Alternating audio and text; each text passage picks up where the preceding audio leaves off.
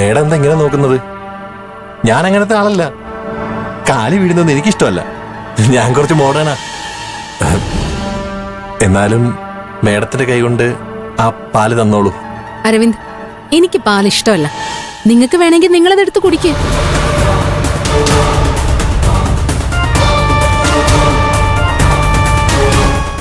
അരവിന്ദ് സിനിമയിലൊക്കെ ഒരുപാട് കണ്ടിട്ടുണ്ടാവും. ഫസ്റ്റ് നൈറ്റില് ഭർത്താവ് പകുതി പാല് കുടിച്ച് പെണ്ണിന് കൊടുക്കും. അതവള് വാങ്ങി കുടിക്കും. അതൊന്നും ഇവിടെ നടക്കില്ല. എനിക്ക് ബാക്കി വെക്കണ്ട. പാല് മുഴുവൻ നിങ്ങൾ കുടിച്ചു. ഫസ്റ്റ് നൈറ്റില് പാല് പകുതി കുടിച്ച് ഭാര്യയ്ക്ക് കൊടുക്കുന്നത് സിനിമയിൽ മാത്രമുള്ളതല്ല, ശരിക്കും ജീവിതത്തിൽ നടക്കുന്നതാ. അങ്ങനെ കുടിച്ചാലേ നമുക്കിടയില് അത് ഒരു ഇത് വരൂ.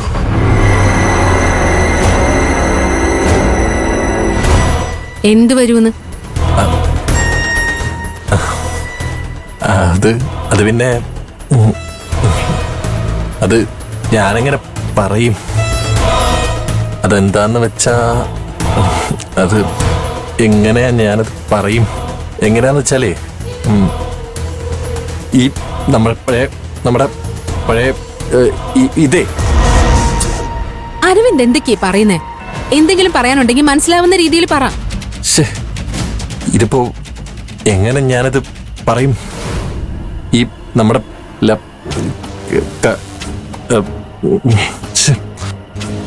പറയാനും പറ്റുന്നില്ലല്ലോ. എന്താ അരവിന്ദിന് സുഖമില്ലേ? വളഞ്ഞു പൊളഞ്ഞൊക്കെ നിൽക്കുന്നുണ്ടല്ലോ. അല്ല, ചെറുതായി സുഖമില്ല. അത് ഞാൻ എങ്ങനെ പറയുന്നേ? ഒരു ഒരു രോമാഞ്ചം പോലെ. എന്തോന്ന്? ഏയ് ഒന്നുമില്ല.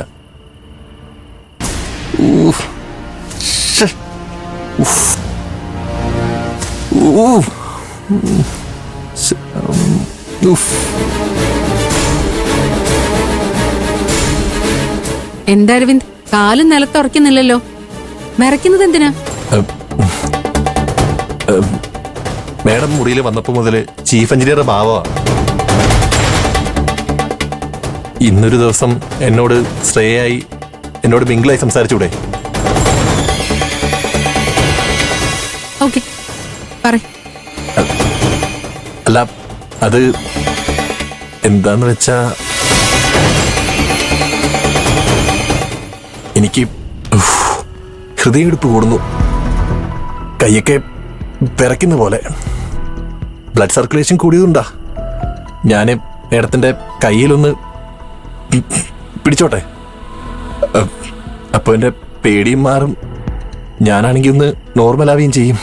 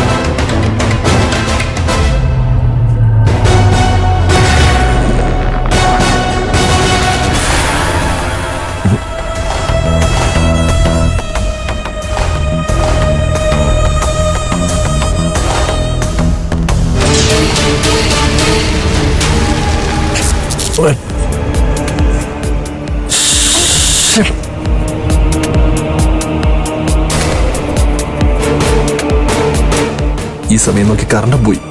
ഉഫ്. കാര്യങ്ങളിലേക്ക് കിടക്കേണ്ട സമയം വരുന്നത്. ഓ, കറണ്ട് എല്ലാം നശിപ്പിച്ചു. ഉഫ്.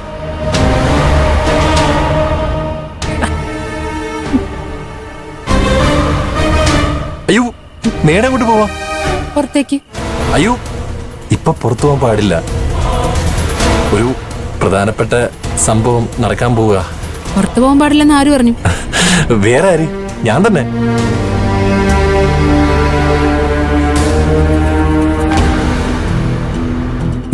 ഞാനല്ല, നമ്മുടെ പൂർവികര് പറഞ്ഞിട്ടുള്ളതാ, അച്ഛനപ്പന്മാരൊക്കെ. അവര് പറയുന്നത് പറഞ്ഞോട്ടെ. കറണ്ട് ഇല്ലാതെ ചൂടെടുത്തിരിക്കുന്ന കാര്യം അവർക്കറിയണ്ടല്ലോ.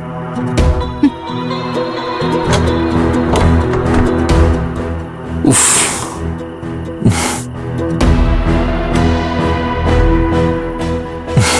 ശ്ശേ. ഉഫ്.